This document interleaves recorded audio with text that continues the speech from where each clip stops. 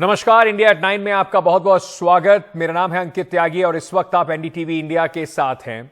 आज बड़ी खबर जो है वो असम की खबर है। असम से जो खबर आ रही है उसी पर बात करते हैं। किस तरीके से एक जो वहां के मुख्यमंत्री ने एक नया फैसला लिया है, उनकी कैबिनेट ने नया फैसला लिया है कि बाल विवाह को रोकने के लिए जो असम की सरकार इस वक्त कदम उठा रही है वो कैसे अब सवालों के और राजनीति के घेरे में फंस गए हैं, उसी पर आज चर्चा करेंगे।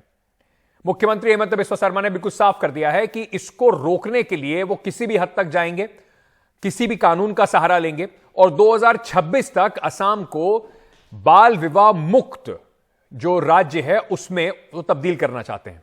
अब उनका कहना यह है कि देखिए, असम में बहुत बड़ी तादाद में इस तरीके से बाल विवाह होता है और साथ ही साथ इससे असम जो है वो इन्फेंट मोर्टेलिटी रेट, यानी कि जो महिलाएं हैं और जो बच्चे हैं उनकी स्वास्थ्य के लिए डिलीवरी के समय जिस तरीके से कम उम्र की महिलाएं जो हैं वो बच्चों को लिए भी खतरा बन जाता है, उनके लिए भी खतरा बन जाता है, उसमें असम का जो नंबर है, जो रैंकिंग है वो बहुत ऊपर है और उसको भी वो कम करना चाहते हैं। लेकिन क्या इसमें, इस पहल में, क्योंकि जाहिर सी बात है देश में हर कोई इस बात का समर्थन जरूर करेगा कि बाल विवाह का 2023 के भारत में कोई जगह नहीं है, लेकिन क्या इसके पीछे कहीं ना कहीं राजनीति का चश्मा पहनकर यह फैसला लिया गया है? ऐसा आरोप विपक्ष भी लगा रहा है। और जिस तरीके से लोगों को अरेस्ट किया जा रहा है, कानूनी तौर पर कहां खड़ा होता है जो अभी एक्शन लिया जा रहा है, इन सब चर्चाओं पे, इन सब बातों बिंदुओं पर चर्चा करेंगे। पर उससे पहले आपको थोड़ा बता देता हूं कि पिछले कुछ दिनों में असम में हुआ क्या है। 3 दिनों में करीब 2200 से ज्यादा लोगों को गिरफ्तार कर लिया गया है। साथ ही साथ पुलिस ने बाल विवाह के 4000 से ज्यादा, बाल विवाह के खिलाफ 4000 से ज्यादा केस दर्ज किए हैं। बाल विवाह के खिलाफ अभियान 2026 तक जारी रहेगा, ऐसा मुख्यमंत्री हेमंत बिस्वा शर्मा ने कहा है। गिरफ्तार लोगों में नाबालिग, बालिग पुरुष हैं, परिवार वाले हैं, काजी और वो पंडित भी शामिल हैं जिन्होंने विवाह कराया था। पुलिस ने गिरफ्तारी के लिए आधी रात को घरों में छापे मारे। बाल विवाह के मामलों में किसी भी तरह की रियायत नहीं बरती जाएगी, ऐसा असम सरकार और मुख्यमंत्री हेमंत बिस्वा शर्मा कह रहे हैं। इससे शादी के नाम पर होने वाले यौन शोषण से छुटकारा मिलेगा, मुख्यमंत्री हेमंत बिस्वा शर्मा का ऐसा कहना है। लेकिन इस पर जमकर राजनीति भी हो रही है। मुस्लिम विरोधी इसे देखा जा रहा है। कहा जा रहा है कि देखिए, ज्यादा से ज्यादा जो जिले हैं जहां पर ये इसका ज्यादा समस्या है, ज्यादा लोगों को अरेस्ट किया जा रहा है, वो मुस्लिम बहुल इलाके हैं। और इसी वे असदुद्दीन ओवैसी साहब जो है, उनका एक बयान आया। उन्होंने कहा कि जिन लड़कियों की शादी हो गई है उनका क्या होगा, उनकी देखभाल कौन करेगा। असम की बीजेपी सरकार मुसलमानों के लिए पक्षपाती है, उनके खिलाफ है। 6 साल से उनकी सरकार है, यह राज्य सरकार की विफलता को दर्शाता है। वहीं राज्य की AIAUDF जो पार्टी है उसने भी बयान दिया और उसने कहा कि हम बाल विवाह के तो खिलाफ हैं, लेकिन सरकार का ध्यान जागरूकता फैलाने, साक्षरता पर बढ़ाने पर नहीं है। बाल विवाह के नाम पर लोगों को जेल भेजना गलत है और इसके जरिए बजट की जो खामियां हैं हेमंत बिस्वा शर्मा वो इसको छुपाना चाहते हैं। तो इस वक्त जमीन पर हालात हैं कैसे? क्योंकि बिल्कुल सही बात है और मैं बार बार दोहरा रहा हूं, बाल विवाह के खिलाफ सभी होंगे, लेकिन क्या जिस तरीके से इस पूरी योजना को कार्यान्वित किया जा रहा है वो सही है? और क्या इसको धर्म के चश्मे से देखा जा रहा है? पहले आपको बताते हैं कि 3 दिनों में असम में किस तरीके से सिलसिला चला आ रहा है और उसके इर्द गिर्द कैसी राजनीति हो रही है। हमने ये मुहिम शुरू की है। 2000 से ज्यादा लोग गिरफ्तार किए जा चुके हैं और आगे भी कार्रवाई जारी रहेगी। हम चाहते हैं कि 2026 तक असम बाल विवाह से मुक्त हो जाए। असम के मुख्यमंत्री हेमंत बिस्वा शर्मा ने बाल विवाह के खिलाफ अपनी मुहिम को साफ कर दिया है। असम में तीसरे दिन भी बाल विवाह के मामले में कार्रवाई जारी है। हालांकि तीसरे दिन 20 लोगों को ही गिरफ्तार किया गया, जबकि शनिवार को 200 और शुक्रवार को 2000 लोगों को बाल विवाह से जुड़े आरोपों में गिरफ्तार किया गया था।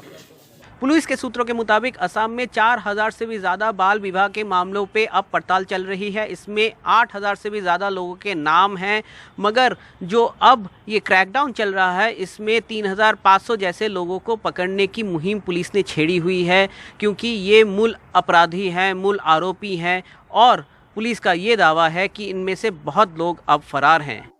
उधर ग्रामीण इलाकों में सरकार के इस फैसले का विरोध हो रहा है। लोग, जिनमें अधिकतर महिलाएं हैं, वो स्थानीय अदालतों और पुलिस थानों के बाहर विरोध प्रदर्शन कर रही हैं। मेरे पति और बेटे को गिरफ्तार कर जेल में डाल दिया। अब मैं अकेली हूँ, मैं कैसे रहूँगी? मेरे पति स्थानीय मुल्ला थे और वो काजी नहीं है। उन्होंने कोई शादी नहीं कराई, लेकिन उन्हें गिरफ्तार कर लिया गया। अब मैं अपना और बच्चे का पेट कैसे भरूंगी? इस बीच बाल विवाह के खिलाफ इस मुहिम में तीसरे दिन पुलिस की कार्रवाई थोड़ी सुस्त रही। फैसले के विरोध में प्रदर्शन भी कुछ कमी दिखे। उधर विपक्ष सरकार की इस कार्रवाई पर सवाल उठा रहा है। चाइल्ड मैरिज के लिए जो अदर्स कॉन्सिक्वेंसेस है, जो लिटरेसी कम है, उसके ऊपर गवर्नमेंट काम नहीं कर रहा है। चाइल्ड मैरिज का जो अवेयरनेस होना चाहिए, इसके ऊपर काम नहीं हो रहा है। लेकिन ये चाइल्ड मैरिज के लेके जो अभी गिमिक क्रिएट किया गया, जो एक माहौल क्रिएट किया गया, तो इसके जरिए एक बात क्लियर हो गया कि चाइल्ड मैरिज के तहत यहाँ में आदमी को जो जेल भराने का काम कर रहा है, ये एक प्रक्रिया जो है ये गलत है। लेकिन राज्य सरकार ने साफ कर दिया है कि इस मुहिम में वो कोई ढिलाई नहीं देगी। गुवाहाटी से रतनदीप चौधरी की रिपोर्ट, एनडीटीवी इंडिया। चलिए इस वक्त सीधे आपको लिए चलते हैं। कांग्रेस सांसद गौरव गोगोई इस वक्त हमारे साथ फोन लाइन पर जुड़ रहे हैं। गोगोई साहब, बहुत बहुत शुक्रिया एनडीटीवी से बात करने के लिए। मैं सबसे पहले आपसे जानना चाहता हूं, आपका रुख जो पूरा ये जो सरकार का पिछले 3 दिनों से अभियान चल रहा है, उसको लेकर क्या है? देखिए, मैं काफी अफसोस जताना चाहूंगा कि इतने संवेदनशील मामले को, समाज के इतने बड़े समस्या को सरकार ने बिना कोई तैयारी, बिना कोई सोच समझ के उन्होंने एक ऐसी मुहिम चलाई है जिससे कि आज बहुत से मुश्किल कमी नहीं, मुश्किल बढ़ चुकी है। आज जिस प्रकार से लोगों को बिना पुलिस के ढंग से इंक्वायरी किए, बिना इन्वेस्टिगेशन के एक मुहिम चलाई गई है, और जहाँ पे औरतें हैं, उनके बच्चे हैं, जो ये दिहाड़ी करने वाले लोग हैं, उनको जेल में डाल के बिना सबूत के आज वो उनके घर में 2 वक्त की रोटी खाने के लिए मुश्किल होगी है। तो मुझे बहुत अफसोस होता है कि इतने संवेदनशील गंभीर मामले पर सरकार जो है, हिमंत बिस्वा शर्मा जी की जो सरकार है, इतनी हल्की उनकी तैयारी रही है। तो कहीं ना कहीं मुझे अंदाजा ये लगता है कि ये वास्तविक में ये इस मुहिम के साथ वो गंभीर नहीं है। इनकी राजनीतिक मंशा ये है कि अडानी का जो मामला है वो असम के में चर्चा ना हो, और उनके कार्यकाल में जो पुलिस की जो व्यर्थता है, विफलताएं हैं, ड्रग्स की समस्या, चाइल्ड ट्रैफिकिंग की समस्या, किडनैपिंग की समस्या, महिलाओं पर बलात्कार की जो समस्या जो बढ़ गई है पिछले कुछ सालों में भाजपा सरकार आने के बाद, उसको छुपाने के लिए ये एक मुहिम है। जी, पर गोगोई साहब, मैं आपसे ये समझना चाहता हूं कि असम में बहुत सालों तक आपकी सरकार भी रही है। असम में एक बड़ी समस्या है, ना सिर्फ जो मुस्लिम बहुल इलाके हैं वहां पर, बल्कि जो टी गार्डन में, चाय बागानों में काम करने वाले लोग हैं, वहां पर भी ये चाइल्ड मैरिज जो है, बाल विवाह एक बहुत बड़ी समस्या है। आपको लगता है कि सरकार इसको कार्यान्वित ठीक तरीके से नहीं कर रही है, लेकिन समस्या के तौर पर क्या इसके ऊपर पहले ही ध्यान देने की आवश्यकता थी? देखिए, मैंने तो पहले ही आपको कहा कि इतनी बहुत संवेदनशील मामला है और समाज में वास्तविक में यह समस्या है। अगर आपने थोड़ा बहुत रिसर्च किया होता तो आप देखते कि हमारे जब कांग्रेस की जो सरकार थी, महिला जनजागरण में, महिला सशक्तिकरण में कितना काम किया है, महिला शिक्षाओं पे, बच्चियों को स्कूल में जाकर बच्चियों को अपना हक उनको पता हो, उस पे हमने कितनी मुहिम चलाई है।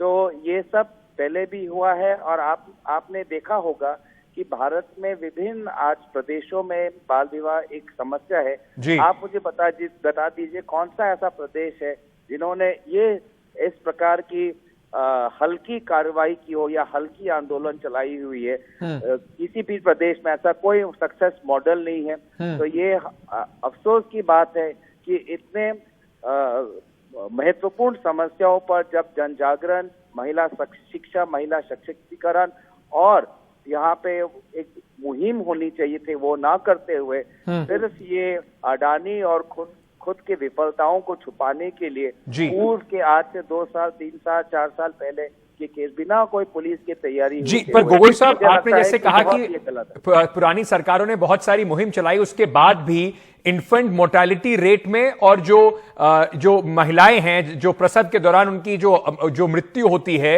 उसमें असम जो है वो बहुत, उसके जो रैंकिंग है वो बहुत खराब है। तो आपको लगता है कि कहीं ये विफलता रही है? देखिए, आपका प्रश्न लगता है कि इतिहास से पे ज्यादा जोर दे रहा है और वर्तमान में कम दे रहा है। सर, मैं वर्तमान पे भी आ रहा हूं, क्योंकि आपने कहा कि कुछ, इसीलिए मैंने सवाल पूछा। मैं वर्तमान पे भी इसी के बाद इसी पर पूरी बात करने के लिए आ रहा हूं सर। दो सवाल में से 3 सवालों में से 2 तो इतिहास की हो गए जी। पर अगर आप इतिहास के बारे में जानना चाहते हैं तो आप ये भी आप थर्ड ईयर निकाल के ये भी देखना चाहिए कि मैटरनल मोर्टेलिटी जो होता है जब टीनेज प्रेगनेंसी होता है, मैटरनल मोर्टेलिटी में बहुत से हमारे सुधार आ चुके हैं हमारे टाइम में भी। और महिलाओं के लिए जो, ताकि उनकी डिलीवरी अस्पताल में हो, उसके लिए विशेष रूप से राज्य सरकार ने उस समय के बहुत से मुहिम उठाई है।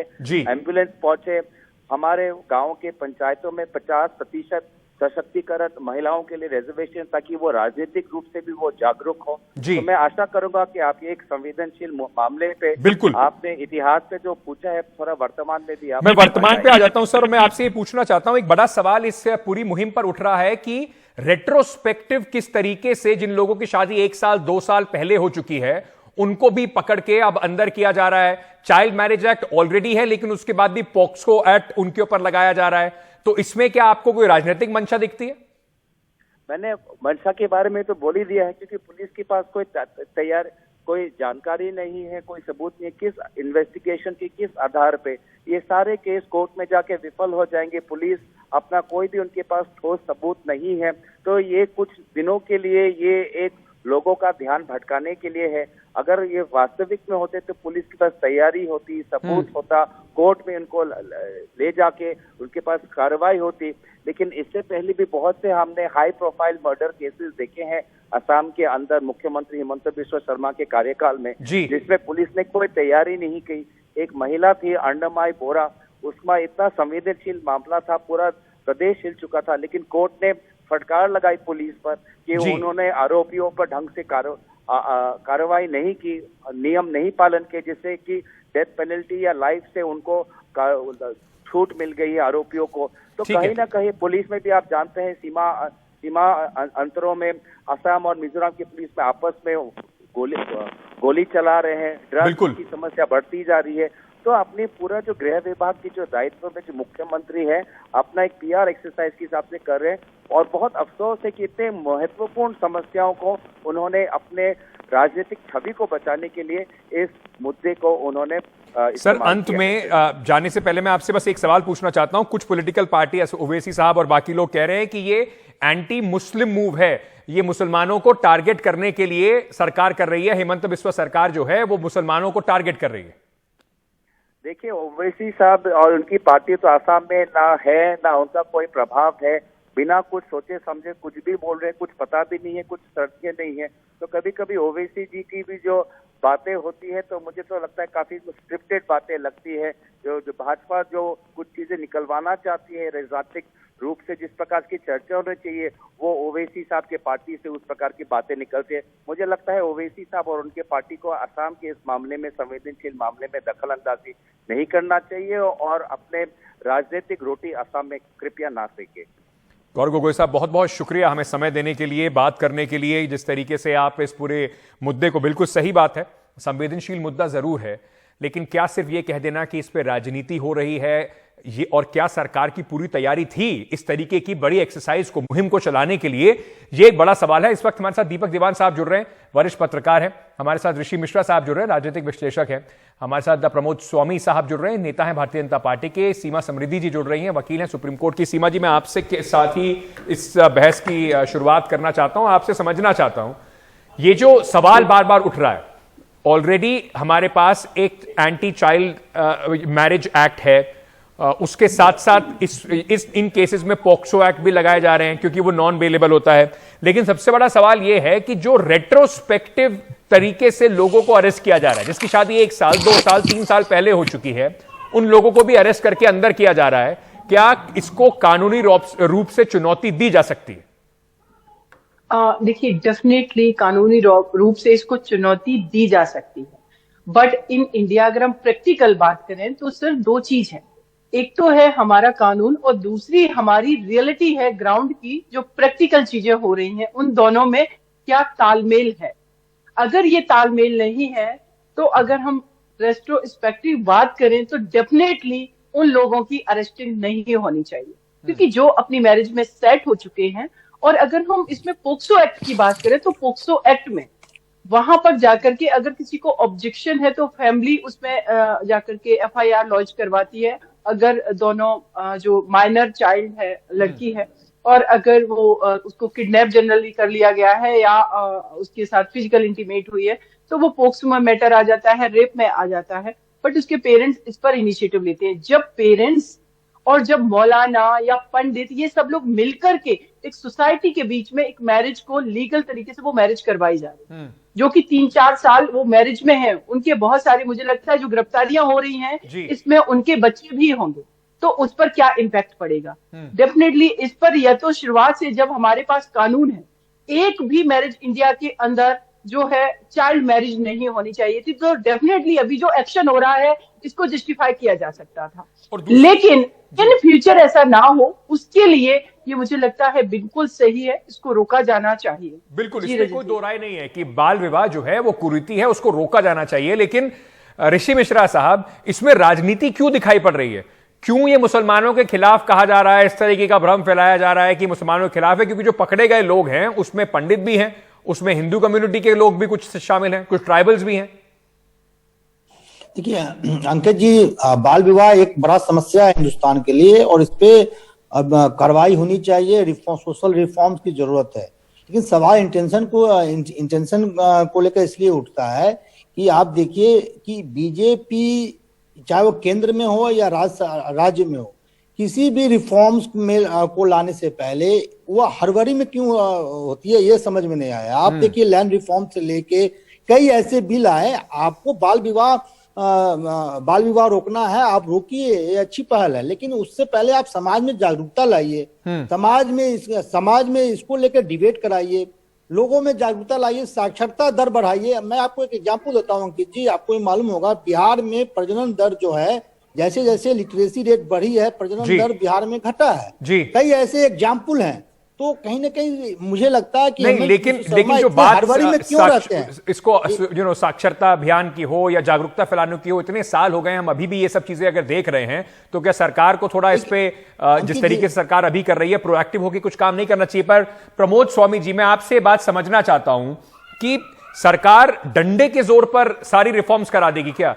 और जो लोगों की शादी हो चुकी है उनको पकड़ के अंदर करना, इससे क्या मैसेज दिया जा रहा है? क्या सरकार ने कुछ तैयारी की है? उन लड़कियों का क्या होगा जिनके अब बच्चे हो गए, उनके पति को आपने जेल में डाल दिया, कैसे अपना भरण पोषण करेंगे? हाँ, बिल्कुल सही। आपने कुछ प्रश्न उठाए और इसके पहले गौरव गोगोई जी से ने भी कई बातें कही, तो मुझको थोड़ा सा कहीं और भी जाना है, तो मैं 5-7 मिनट आपका लूंगा, उसके बाद में मैं आपको इस शो को मैं छोड़ दूंगा। ये जो अरेस्ट जो हुए हैं, वो जो इनपुट्स मिले हैं उसमें वो वेरिफिकेशन किए गए हैं फैमिली मेंबर्स से, उसके बाद में चाइल्ड वेलफेयर सोसाइटी से, उसके बाद में लोकल पीपुल से, और उसके बाद में पुलिस पर्सनल की अपनी एक जो रिपोर्ट होती है उसके आधार पे एफआईआर बनाई गई है और उसके तहत में इसमें गिरफ्तारियां हुई है। इसमें भी जो 14 से 18 वर्ष की जो उम्र की जो जिनकी गिरफ्तारी हुई है वो बेलेबल सेक्शन में है, और 14 वर्ष से जो नीचे की जो गिरफ्तारी हुई है वो नॉन बेलेबल सेक्शन में है। अब यहाँ 2-3 प्रश्न उठे कि अगर पति की गिरफ्तारी हो जाएगी तो पत्नी का जीवन निर्वाह कैसे होगा? तो उसके लिए असम सरकार की एक स्कीम है जिसका नाम है अरुणोदय। उस स्कीम के तहत हर महीने महिलाओं को एक सुनिश्चित राशि दी जाती है।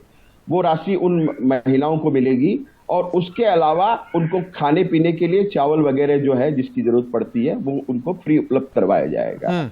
तो ये उनका अब सवाल यहाँ ये उठता है कि जितने भी पैनलिस्ट है वो सब ये तो बोल रहे हैं कि बाल विवाह जो बंद होना चाहिए, लेकिन बाल विवाह बंद होने के लिए 2 तरीके हैं। एक तो है सामाजिक जागरूकता और दूसरा सख्त कानून। सख्त कानून कोई हमने आज पहली बार नहीं बनाया है, ये कानून 1929 से है और उसमें कई बार अमेंडमेंट भी हुआ, 2007 में इसमें अमेंडमेंट भी हुआ, इसके पहले भी अमेंडमेंट। सर लेकिन ये कानून तो काफी, जैसे आपने कहा, पहले से है, और ये कानून तो इसलिए बना है कि अगर किसी की शादी हो रही हो तो रोक दीजिए, उसके बाद 2-2 साल बाद जाके लोगों को आप अरेस्ट करेंगे, तो कैसे जस्टिफाई होगा ये कानून में? दीपक दीवान जी, मैं आपसे बात समझना चाहता हूं, क्या इस कुरीति को पूरे तरीके से राजनीतिक चश्मे से देखा जा रहा है? हो सकता है कि पहल अच्छी हो, लेकिन जिस तरीके से इंप्लीमेंट हो रही है उस पर सवालिया निशान है, और ऑपोजिशन पार्टीज कह रही हैं कि देखिए कहीं ना कहीं एक कम्युनिटी विशेष को टारगेट करके अपनी एक इमेज जो है वो हेमंत बिस्वा शर्मा बनाने की कोशिश कर रहे हैं। ऑपोजिशन में अगर आप ओवैसी साहब की बात कर रहे हैं या बदरुद्दीन अजमल की बात कर रहे हैं, वो तो हमेशा जब भी कुछ ऐसा होता है, कहीं भी होता है, वो अपनी कम्युनिटी के सेवियर के देखते हुए, अपना वोट बैंक देखते हुए बयान देते हैं। मैं उनकी बात में आपने अपनी बात कह दी है, जो अभी जो हमारे दूसरे जो मेहमान बोल रहे हैं उनकी बात भी सुन लीजिए सर जी। देखिए, ये सरकार ने, असम सरकार ने ये डिसीजन क्यों लिया? जो इनकी 23 जनवरी की कैबिनेट मीटिंग हुई थी, उसमें इन्होंने जो नेशनल फैमिली हेल्थ सर्वे का जो आंकड़ा आया था, उसमें यह कहा गया था कि असम में 31% जो फर्टिलिटीज हैं ऑफ ये बाल माता बोलेंगे उनको, जो बालिग नहीं है जी जी जी, वो या उनके होने वाले बच्चे, जो उनकी फर्टिलिटीज है वो 31% है, विच इज वेरी हाई। तो उसको देखते हुए how to save these young mothers and, लेकिन दीपक की डंडे के जोर पे थोड़ी हो सकती है सारी। देखिए क्या करोगे, अभी तक आपने किया कुछ हुआ? अभी तक लॉ बना लिया आपने, कर लिया। मेरे ख्याल से ये छोटी सी जो इशू है कि जी उनका क्या होगा, इसके लिए जैसे वो बता रहे हैं कि सरकार विल हैव प्रोविजन, मगर आप देखिए, मुझे लगता है कि असम ने फिर पहल करी है। एक बार इन्होंने पहले पहल करी थी कि जो इलीगल मदरसाज हैं उनको ढूंढने की कोशिश करी, उसको बाद उसको यूपी ने भी उठाया। अब जो ये हुआ है, ये मेरे ख्याल से ये 2026 तक नहीं चलेगा। मेरे ख्याल से ये अभी 5-10 दिन में, इसके बाद आप मेरे ख्याल से नहीं सुनेंगे कहीं चाइल्ड मैरिज हो रही है। और ठीक है, सीमा स्मृति जी, मैं आपसे ये बात थोड़ा समझना चाहता हूं कि बार बार ये बात उठ रही है कि क्या कहीं ना कहीं ये एक यूनिफॉर्म सिविल कोड की तरफ बढ़ाने की तरफ या उसके लिए केस बनाने की कोशिश है? क्योंकि अगर आप वैसे देखें तो बार बार कहा जाता है कि देखिए इस धर्म में तो अलाउड है, इस उम्र से कम के लोग भी शादी कर सकते हैं। तो क्या ये कहीं ना कहीं जो एक्ट हमारे देश के अंदर ऑलरेडी बने हुए हैं, जो कानून बने हुए हैं, उसमें कहीं कॉन्ट्रडिक्शन नहीं दर्शाता है? डेफिनेटली कि जो स्पेशल मैरिज एक्ट है, हिंदू स्पेशल मैरिज एक्ट है, मुस्लिम स्पेशल मैरिज एक्ट है, एंड स्पेशल मैरिज एक्ट की भी अगर हम बात करें तो इन सारे एक्ट्स में जब तक एक तो आपने उनको फंडामेंटल राइट बना दिया, उनका रिलीजियस प्रैक्टिस, उनका फेथ, और जिसके अंतर्गत उनको अपने पर्सनल राइट दे रखे हैं। दूसरा, एक यूनिफॉर्म आपने, जैसे स्पेशल मैरिज एक्ट है उसमें ये प्रिस्क्राइब की गई है, डिसाइड की गई है। अगर हिंदू मैरिज एक्ट की भी मैं बात करूं तो अंडर 18 जिनकी मैरिज की जा रही है वो मैरिज वॉइडेबल मैरिज है उन दोनों फैमिली की, उन दोनों पार्टी की कंसेंट पर, ना कि उस मैरिज को इलीगल नहीं बनाया जा सकता है। और वो लोग अगर ऐसा एफर्ट लगाते हैं तो वो दोनों पार्टी के पास ये राइट है कि जब वो अडल्ट होते हैं तो वो कोर्ट मूव कर सकते हैं। ठीक है, अगर यूनिफॉर्म सिविल कोड आता है, डेफिनेटली इस देश के अंदर अगर फीमेल या मेल जिनकी भी मैरिज हो रही, चाइल्ड मैरिज हो रही, इसका जो पॉजिटिव इंपैक्ट है वो ये है कि असम में मैंने देखा कि करीब 12% मातृत्व मृत्यु दर है। जी जी, एनीमिक है, मेल बच्चों की डेथ हो जा रही है, उस पर इस चाइल्ड मैरिज का नेगेटिव इंपैक्ट पड़ रहा है। बिल्कुल, तो उन सारी चीजों को आप जी, यही तर्क भी है, यही तर्क है मुख्यमंत्री का कि हम इसी को रोकने के लिए, इसको बेहतरी के लिए, लोगों के लिए जो कम उम्र की माताएं हैं, उनके बच्चे हैं, उसको रोकने के लिए हम ये कर रहे हैं। लेकिन सवाल फिर ये भी उठता है, जैसा मैं फिर से कह रहा हूं, क्या उसको डंडे के जोर पर इस तरीके से किया जा सकता है? लोगों को क्या जेल में बंद करके अब जिनके परिवार बन चुके हैं उनका आप किस तरीके से उनके परिवार के साथ आप बर्ताव कर रहे हैं? ये एक सवाल है और इस सवाल का उम्मीद करते हैं कि सरकार को सकारात्मक जवाब जरूर देगी। मेरे मेहमानों का बहुत बहुत शुक्रिया हमारे साथ जुड़ने के लिए। छोटा सा एक ब्रेक ले रहे हैं, खबरों का सिलसिला एनडीटीवी इंडिया पर जारी है, बने रहिए हमारे साथ।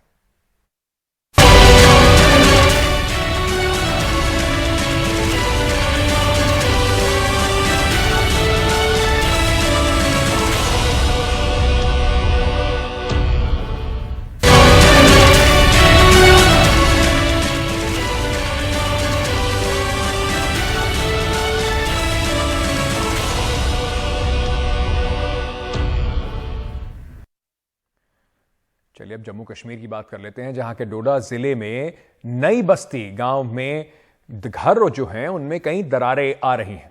बिल्कुल उत्तराखंड जैसा जोशीमठ में हुआ था वैसा ही हाल इस जगह पर भी हो रहा है। इससे हड़कंप मचा हुआ है।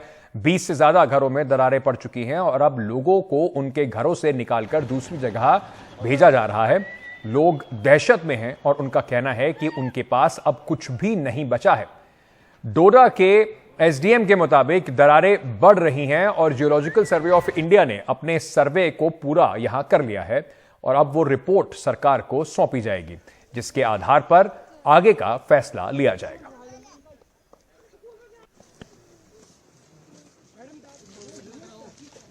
परेशानी ठंड में तो भटक रहे हैं हम, इतनी ठंड है। ठंड में तो देखो, ठंड तो बर्दाश्त की हमने, तो जो हमें डर लग रहा है रात को, छोटे छोटे बच्चे हमारे पास, तो आज शिफ्ट कर रहे हैं स्कूल के लिए। स्कूल 20 तारीख स्कूल है, वहां से भी निकाल दे, हम कहाँ जाएं। हम ये अपील करते हैं गवर्नर साहब से, हमें कहीं रकबा दिया जाएगा, हम कहीं वहां पे शाड शूट कुछ भी टेंट लगा के अपने बच्चों को वहां पे रख सकते हैं हम। और जितने भी है बेघर हुए उनके लिए, सबके लिए अपील कर रहे हैं हम। बस ये देखो कैसी मुसीबत में, कभी ग्राउंड में, कभी बाहर, कभी अंदर। परसों से हम रह रहे हैं इधर शेड में, ना उधर कुछ इंतजाम है ना कुछ, अंधेरे में रह रहे हैं। तो बड़ी मुसीबत है, बहुत मुसीबत, हम पे बहुत कहर टूट पड़ा, बहुत मुसीबत है। अब गवर्नर साहब और मोदी साहब से अपील है कि हमें रकबा कहीं दिया जाए, जमीन दिए जाए, ताकि हम अपने दिन निकालेंगे उधर।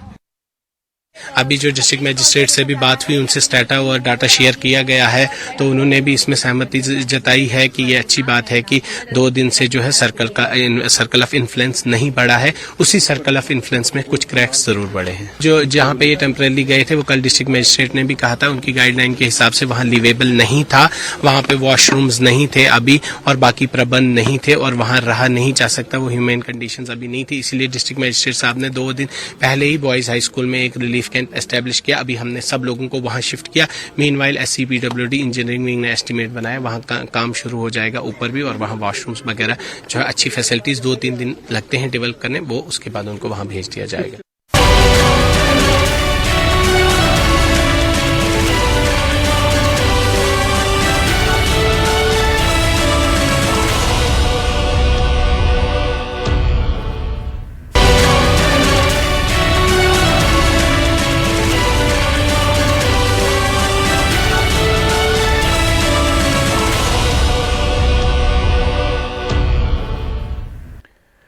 चलिए, देश के नौजवानों के लिए जो भारतीय सेना में भर्ती होना चाहते हैं उनके लिए अहम खबर। भारतीय सेना ने अग्निवीर की भर्ती प्रक्रिया में बड़ा बदलाव किया है। अब से अग्निवीर बनने के लिए पहले लिखित परीक्षा देनी होगी, उसके बाद फिजिकल और मेडिकल टेस्ट होगा। अब तक फिजिकल और मेडिकल जो टेस्ट होते थे वो पहले होते थे, उसी के लिए लोगों को बुलाया जाता था। जो फिजिकल टेस्ट में पास हो जाता था फिर उसको मेडिकल टेस्ट के लिए बुलाया जाता था। अग्निवीर के लिए पहला ऑनलाइन कॉमन एंट्रेंस टेस्ट जो है वो अप्रैल में होगा। सेना अग्निवीर भर्ती प्रक्रिया में बदलाव से जो जुड़ा विज्ञापन है उसको जारी कर चुकी है। शुरुआती जानकारी के मुताबिक ऑनलाइन कॉमन एंट्रेंस टेस्ट देश भर में करीब 200 स्थानों पर आयोजित किया जाएगा।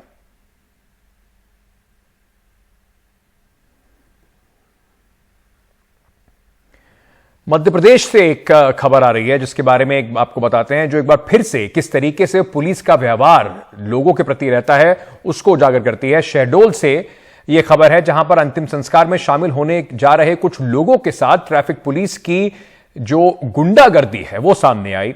अपनी कार से अंतिम संस्कार में शामिल होने जा रहे थे ये लोग। पुलिस ने कार की रफ्तार जो है उसको तेज बताकर उसका चालान काट रही थी। कार में सवार जो लोग थे जब उसका वीडियो बनाने लगे तो एक पुलिस वाले को, यानी कि एक वहां पर SI साहब मौजूद थे, अभिनव राय, उनको यह बात बड़ी नागवार गुजरी कि SI साहब का कैसे, दरोगा साहब का कैसे आप वीडियो बना रहे हैं। तो उन्होंने, जो वहां पर लोग थे, एक युवक था, उसके साथ मारपीट शुरू कर दी। ट्रैफिक पुलिस के मुताबिक दोनों पक्षों के बीच आपसी सहमति बनने के बाद कोई केस दर्ज नहीं हुआ, लेकिन एक बार फिर से यह मामला उजागर करता है कि पुलिस वालों का क्या रवैया रहता है आम जनता के प्रति।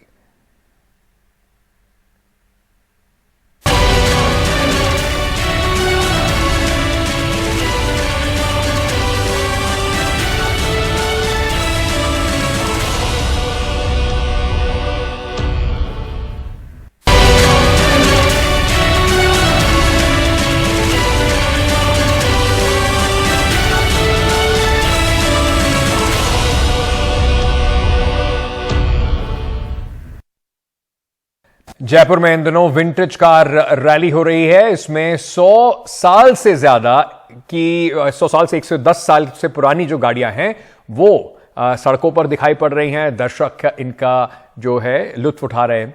खास बात यह है कि ये सारी गाड़ियां पुराने पुर्जों और पुराने इंजन से ही चालू हालात में हैं और इनके शौकीन कहते हैं कि पुरानी गाड़ियां सालों से इन्हें खरीदते और इनका जो जीर्णोद्धार है वो करते नजर आ रहे हैं। लेकिन अब मार्केट में एक बहुत बड़ा फेर हुआ है। पुरानी गाड़ियों की कीमतें बढ़ी हैं और अब इसमें जो निवेश के नजरिए से भी इनको देखा जा रहा है, जैसे कि एंटीक और चित्रकला जो समाज में निवेश का एक साधन बन चुका है।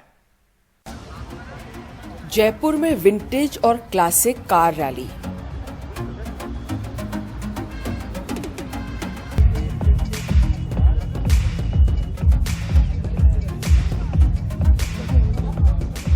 सौ साल पुरानी ऑस्टिन और 110 साल पुरानी फोर्ड, साथ ही अलग अलग रंग और किस्म की पुरानी गाड़ियां अपने आप में एक बीते जमाने की यादें संजोई हुई हैं। कार रैली में लोग आए, दे गॉट एनकरेज और शौकीन लोगों ने फिर सारी पुरानी गाड़ियां इधर उधर से ढूंढ ढांड के ठीक करना चालू किया। इससे एम्प्लॉयमेंट भी बहुत मिला हमारे जयपुर के मैकेनिक्स को। मतलब नंबर प्लेट भी इसका नंबर ओरिजिनल है, नंबर प्लेट का ओरिजिनल है। धर्मपुर 15। हमको मालूम पड़ा कि उन्होंने एक प्रॉपर्टी बिकी है पुणे में, कोरेगांव पार्क, और किसी ने कहा वहाँ गाड़ी है, तो हम उनसे मिले चंबा से और उन्होंने कहा बेचने को। राजी मेरा ये प्राइस है। अब पुरानी चीजों को शौक से खरीदने वाले लोग कहते हैं कि उन्होंने कभी सोचा नहीं था कि इन गाड़ियों की कीमत इतनी बढ़ जाएगी, जैसे अब्दुल अहमद घनी की ये ऑस्टिन शिमी। देखिए ये गाड़ी ऑस्टिन शिमी है, 1923 का मॉडल है। ये पर्टिकुलर गाड़ी जो है ये डिजाइनर धौलपुर की थी पहले, और मैं आज 1980s के अंदर से डिजाइनर धौलपुर से इसको मैंने ली थी। कितने में ली थी आज? आज क्या वैल्यू है? उस जमाने में मैंने 8,000 रुपए में ली थी डिजाइनर धौलपुर से। नो आई डोंट नो, अब तो बहुत ज्यादा वैल्यू हो गई है तो इसकी। ये वन ऑफ अ काइंड है ना? वन ऑफ अ काइंड तो इसकी फिर इसका कोई प्राइस नहीं लगा सकते? इसका कोई प्राइस नहीं लगा सकते। इस कार्यक्रम के आयोजक बताते हैं कि गाड़ियों की कीमत दो तरह से लगाई जाती है। पहली कि ये कितनी ओरिजिनल है और दूसरी कि कितनी दुर्लभ है। ये बहुत ही रेयर कार है। बाहर इसकी कीमत 40,000 से लेकर 60,000 पाउंड तक है। भारत में ये थोड़ी महंगी होगी। ये 1935 की प्रिजर्वेशन कार है। इसको प्रिजर्व करके रखा जाता है। इन गाड़ियों का शौक अब तेजी से बढ़ रहा है और खास बात यह है कि इसमें कई नए निवेशक भी आ रहे हैं। 2009 में मैंने हॉबी शुरू की थी। मैंने अपने घर में ही सारा इंतजाम किया है। मैंने इसको निवेश की तरह कभी नहीं देखा। ये मेरे लिए हॉबी है, लेकिन ये एक अच्छा निवेश भी हो सकता है। जाहिर है पुरानी गाड़ियां अब सिर्फ शौक ही नहीं, निवेश का बेहतर विकल्प है और ऐसी गाड़ियों का क्रेज अब समाज में बढ़ता जा रहा है। एक शाही अंदाज के साथ साथ अब ये एक नए युग का नया फैशन भी बन चुका है। जयपुर से हर्षा कुमारी सिंह, एनडीटीवी इंडिया।